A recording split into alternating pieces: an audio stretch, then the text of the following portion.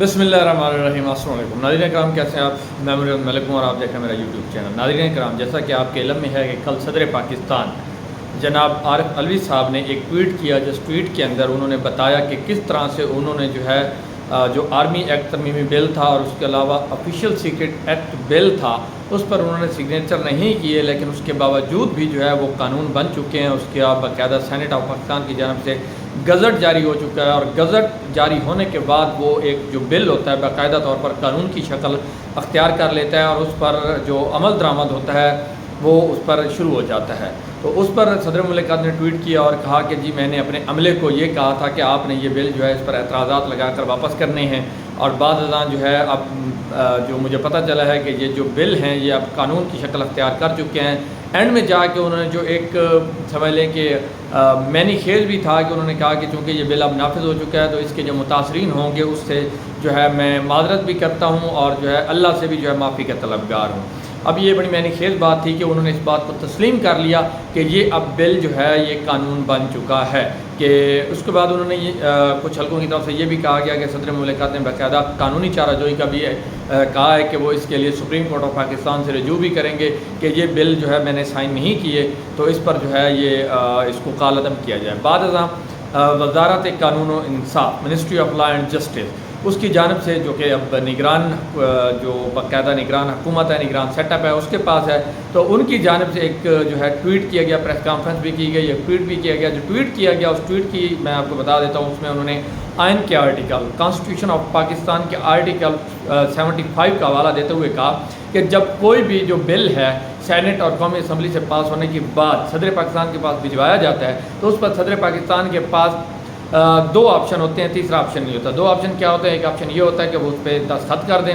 دوسرا آپشن یہ ہوتا ہے کہ اس پر وہ اعتراضات لگا کر، جو اس پہ اگر کوئی ان کا اعتراض ہوتا ہے کہ اس کو وہ قانون کی شکل نہیں دینی تو اس پر اعتراضات لگا کر وہ واپس قومی اسمبلی کو بھجوا دیتے ہیں۔ تیسرا آپشن ان کے پاس کوئی نہیں ہوتا۔ پھر تیسرا آپشن یہی ہوتا ہے کہ اگر 10 دن وہ بل پڑا رہتا ہے تو اس کے بعد وہ آٹومیٹک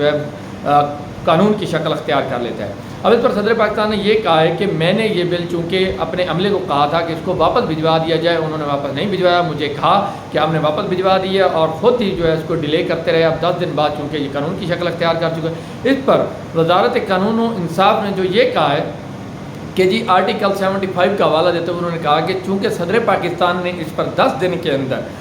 نہ اعتراضات لگا کر واپس بھیجا اسے، نہ اس پر دستخط کیے ہیں، چونکہ یہ بل قانون کی شکل اختیار کر چکا ہے، مطلب انہوں نے اس چیز کو ایڈمٹ کیا ہے کہ صدر پاکستان نے اس پر دستخط نہیں کیے،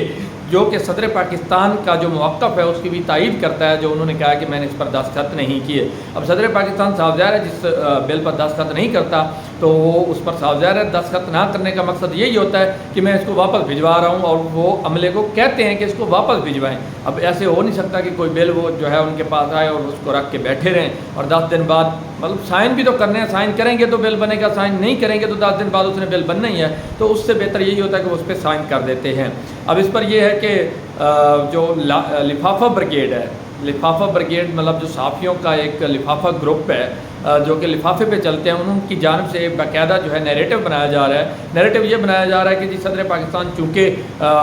جو ایک آفس ہے وہ اپنے آفس کی ذمہ داریاں یا اپنی ریٹ اس کو قائم کرنے میں ناکام ہو چکے ہیں، اپنے عملے سے بھی وہ عمل درآمد نہیں کروا سکے، تو اس لیے ان کو استعفیٰ دے دینا چاہیے۔ اس پر میں آپ کو ایک مثال دیتا ہوں کہ جب آپ گھر میں کسی ملازم کو کہیں کہ جاؤ جا کے دہی لے آؤ، یا جاؤ جا کے چائے بنا کے لے آؤ، اور وہ چائے بنا کے نہ لے آئے تو آپ کو دوسرے لوگ کہنا شروع کر دیں کہ آپ کے ملازم نے آپ کا کہا نہیں مانا، تو آپ گھر چھوڑ دیں، آپ ناکام ہو چکے ہیں، آپ ملازموں کو کنٹرول نہیں کرتے، اس لیے آپ گھر چھوڑ کے چلے جائیں۔ تو یہ بالکل ویسی ہی مثال ہے کہ ایک جو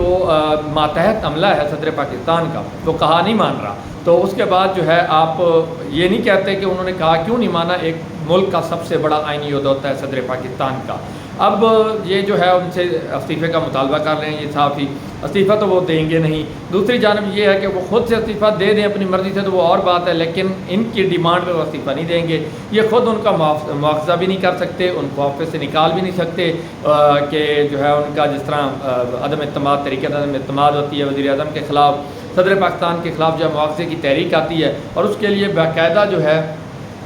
جو الیکٹورل کالج ہوتا ہے جو کہ چاروں صوبائی اسمبلیاں ہو گئی، سینٹ آف پاکستان ہو گیا، قومی اسمبلی ہو گئی، تو وہ اس وقت چاروں صوبائی اسمبلیاں بھی نہیں ہیں، قومی اسمبلی بھی نہیں ہے، سینٹ آف پاکستان تو چلو ہے، تو اس طرح صدر کے مواخذے کی جو ہے وہ تحریک بھی جو ہے نہیں چل سکتی، اس کے علاوہ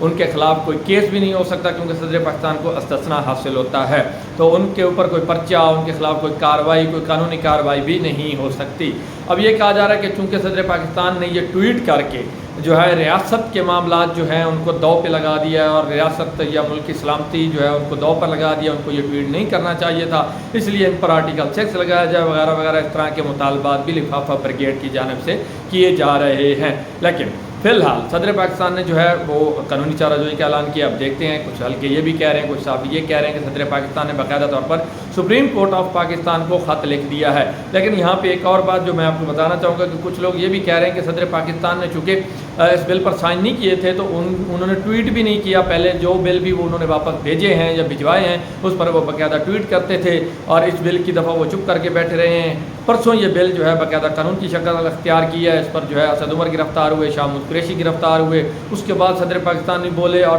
اس سے بھی 27 گھنٹے بعد جا کے صدر پاکستان نے اس پر جو ہے باقاعدہ ٹویٹ کی ہے، تو ان کو پہلے ٹویٹ کرنا چاہیے تھا۔ تو بھائی لوگوں، صدر پاکستان ٹویٹ کرنے کے پابند نہیں ہیں، پھر یہ کوئی ایسا معاملہ نہیں تھا کہ صدر پاکستان فوری طور پر جس طرح ان کو ٹی وی کے ذریعے پتہ چلا تھا جی باقاعدہ قانون بن گیا آفیشیل سیکرٹ ایکٹ اور آرمی ترمیمی بل، تو وہ فوری طور پر جو ہے اس پر اسٹیٹمنٹ دیتے۔ آخر انہوں نے تحقیق کرنی تھی، اس کی انویسٹیگیشن کرنی تھی خود سے، کہ میں نے اپنے جو ان کے ماتحت افسران تھے ان سے پوچھنا تھا کہ بھائی میں نے آپ کو کہا تھا یہ واپس بھیجو، آپ نے کیوں نہیں بھیجا، اس پہ کیا کیا ہے کیا نہیں کیا۔ تو اس پر جو ہے صدر کا عملہ جو ہے وہ اس پر صدر پاکستان کو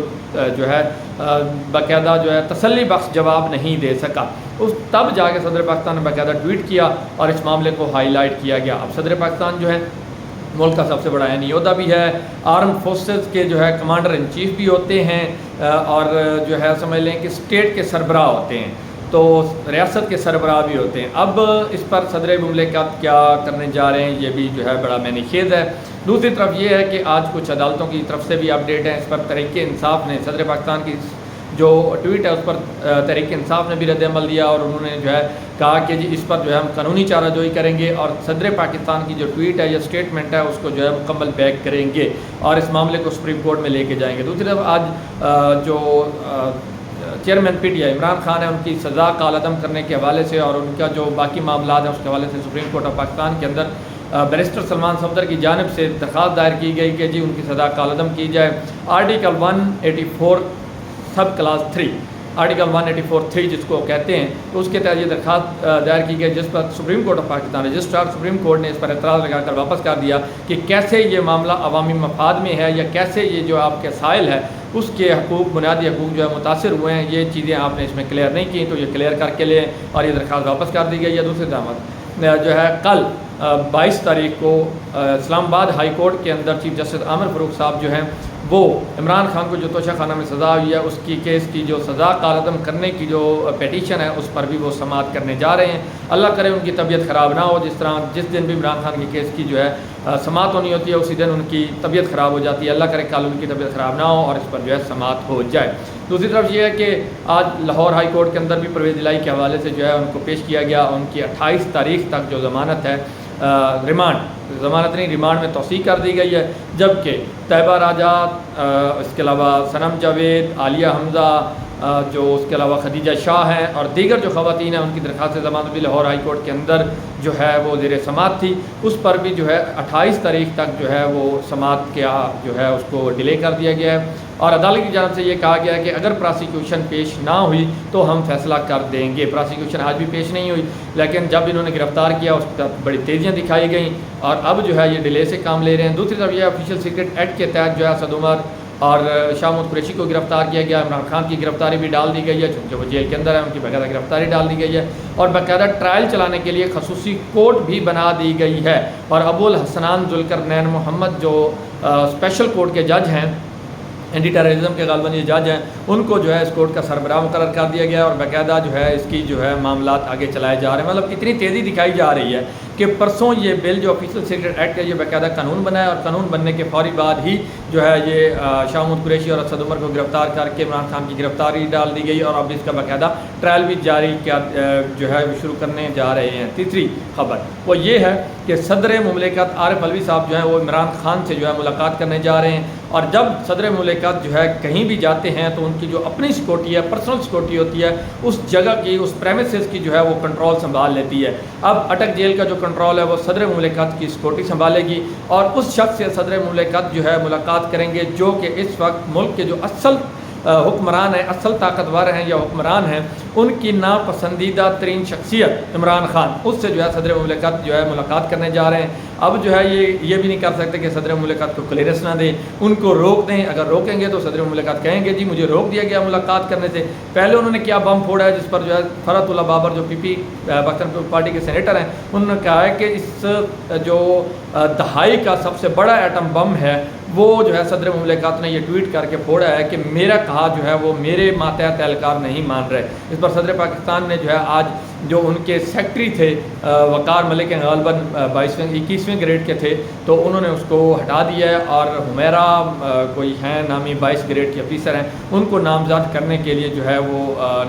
لیٹر لکھ دیا ہے اسٹیبلشمنٹ ڈویژن کو کہ ان کی خدمات جو ہے میرے سپورٹ کی جائیں۔ اب دیکھتے ہیں کہ عارف علوی صاحب عمران خان صاحب کے ساتھ ملاقات کرتے ہیں، اور یہ ملاقات بڑی اہم ہوگی، کیونکہ ایک طرف جو ہے عمران خان کو کسی سے نہیں ملنے دیا جا رہا، دوسری طرف صدر مملکت اپنی پرسنل سیکورٹی کے ساتھ جو ہے ملاقات کریں گے، اور اس کے بعد دیکھیں وہ کیا کرتے ہیں۔ اس سے قبل بھی عمران خان کے ساتھ جو ہے صدر مملکت نے زمان پارک کے اندر ملاقات کی تھی نومبر کے اندر، جب موجودہ آرمی چیف جو ہیں ان کی جو تعیناتی کا جو معاملہ ہے وہ چل رہا تھا، تو اس وقت ملاقات کرنے آئے تھے۔ اس پر جو ہے نون لیگ نے چیخیں بھی ماری تھیں کہ جی یہ ان کے پرسنل نوکر بن کے جو ہے ان سے ملاقات کرتے پھر رہے ہیں، یہ کر رہے ہیں، وہ کر رہے ہیں، اور ابھی بھی جو ہے یہ بالکل چیخیں ماریں گے جب وہ ملاقات کرنے جائیں گے۔ صدر مملکت کے پاس بہت سے وسیع اختیارات ہوتے ہیں اگر وہ ان کے استعمال کریں تو۔ دیکھتے ہیں اب اس پر کیا ہوتا ہے۔ خوش رہیں، میرے چینل کو سبسکرائب کرنا اور ویڈیو کو لائک کرنا بھولے گا۔ اللہ حافظ۔